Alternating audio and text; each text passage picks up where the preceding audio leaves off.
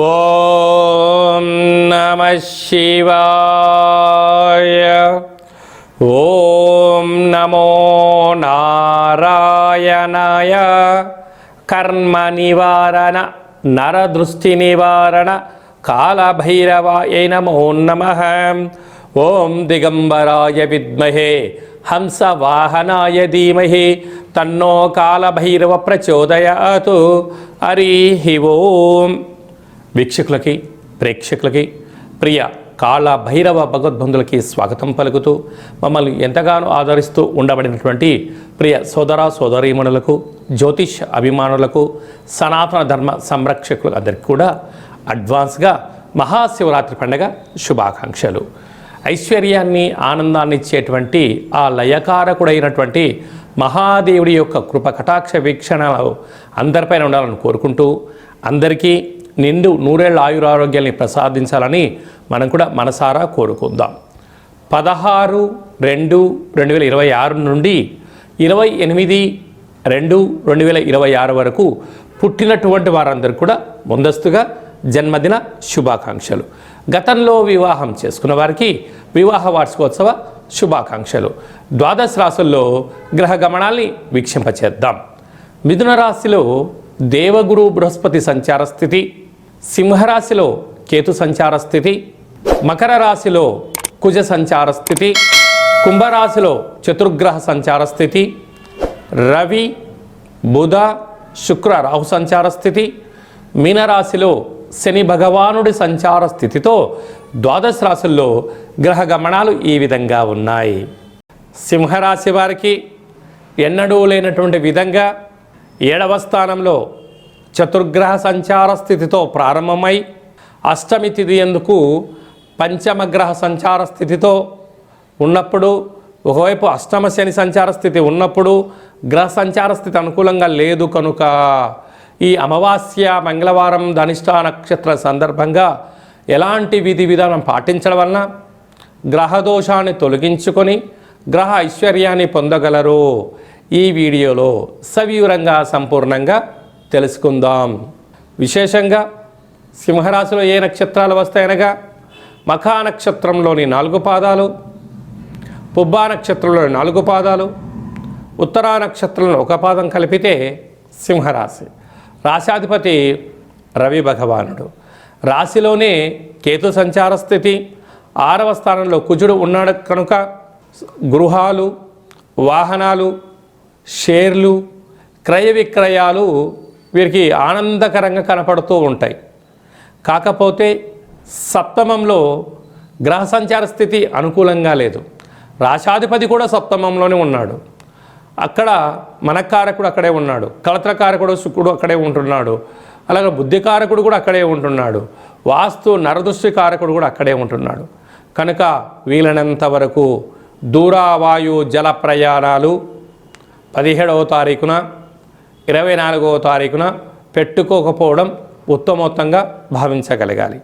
ఒకవైపు అష్టమ శని సంచార స్థితి ఉంది కనుక ఇలాంటి కాల సమయంలో గొడవలకు తావివ్వకుండా బ్యాంకు లావాదేవీలు, షేర్లు, వాహనాలు, వివాదాలకు దూరంగా ఉండడం, వీళ్ళతో మౌనంగా ఉండడం ఉత్తమోత్తంగా భావించగలగాలి.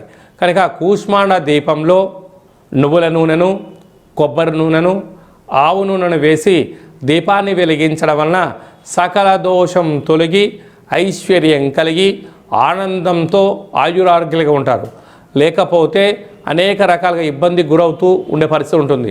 కనుక మౌనం, ధ్యానం, ఏకాగ్రత, సత్ప్రవర్తన, సూర్య నమస్కారం అవసరం అని చెప్పి కూడా భావించగలగాలి. ఫిబ్రవరి నెలలో మాఘమాసంలో ద్వితీయార్థంలో ముఖ్యమైన పండుగల గురించి క్లుప్తంగా సవివరంగా సంపూర్ణంగా తెలుసుకుందాం.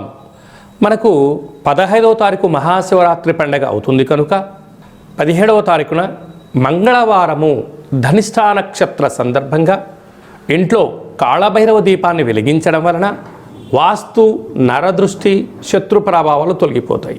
పిండి దీపాన్ని వెలిగించడం వలన సంపూర్ణమైనటువంటి మృత్యు అపమృత్యు దోషాలు తొలగిపోతాయి.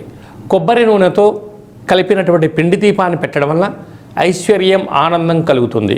అంటే ఎన్నడూ లేనటువంటి విధంగా మంగళవారం ధనిష్ట నక్షత్రంతో కూడుకున్న అమావాస్య కనుక చాలా మహిమాన్వితమైనటువంటి అమావాస్యగా భావించగలగాలి. అనగా శని యొక్క ప్రభావాన్ని, అంగారకుడి యొక్క ప్రభావాన్ని తొలగించుకోవడం కోసం చేసేటువంటి ఏ చిన్న పూజ అయినా, స్మరణ, ధ్యానము, ఆసనం వలన అద్భుతమైన ఐశ్వర్యం, ఆనందం కలుగుతుందని చెప్పి కూడా గమనించగలగాలి. 24/2/2026న పాల్గొన మాస శుద్ధ అష్టమి. అష్టమి అనగానే అష్ట కష్టాలు పోగొట్టుడు కోసము చేసేటువంటి కార్యక్రమం అని చెప్పి గమనించాలి. కనుక పాల్గొన మాసంలో అంటే తెలుగు సంవత్సరాలలో చివరి అష్టమి, అంటే బహుళాష్టమి ఉండినను శుక్లపక్షంలో వచ్చే అష్టమి కనుక మనము కాళభైరవ స్వామి యొక్క స్మరణ, ధ్యానము, పూజ, ఆసనం, అష్టకాన్ని వినడం వలన సకల అష్టకాష్టాలను నేను కూడా ఈ సంవత్సరంలో వాటికి ముగింపు పలుకొని రాబోయే కాలంలో అష్టైశ్వర్యాల స్వాగతం పలికేటువంటి అష్టమిగా భావించగలగాలి.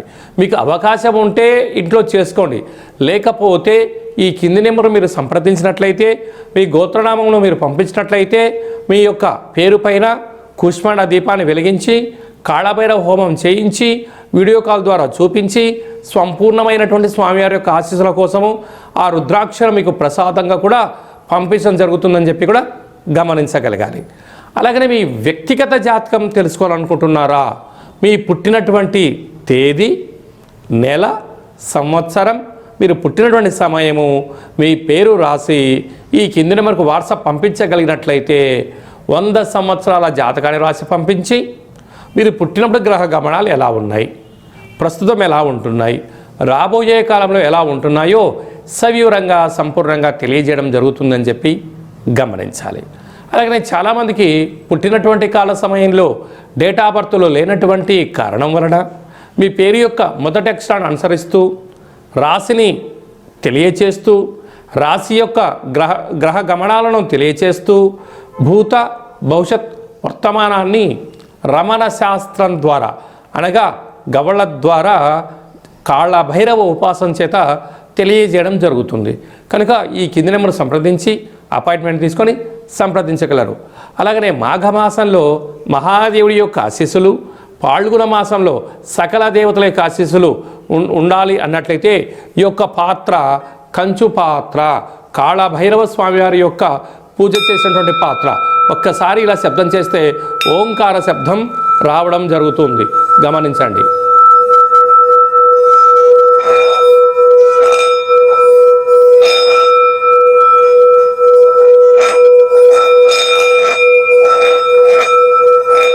ఇలాగా ఈ శబ్దతో మనం ఎక్కడైతే చేస్తామో గృహంలో ఉండబడినటువంటి జ్యేష్ఠాదేవి బయటికెళ్ళి మనకు లక్ష్మీదేవి గళ్ళు గళ్ళుమంటూ ఇంటికి రావడం జరుగుతుంటుంది.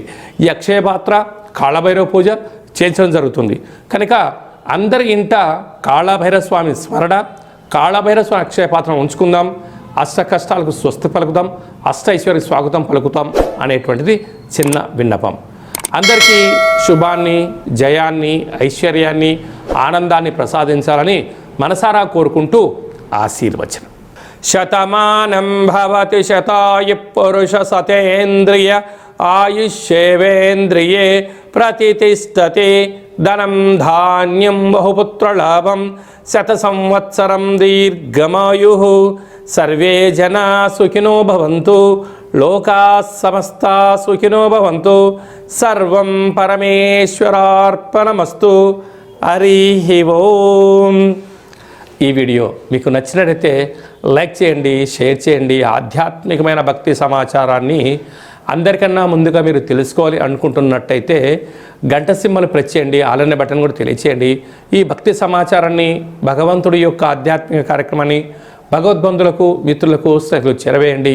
హిందూ ధర్మాన్ని కాపాడండి.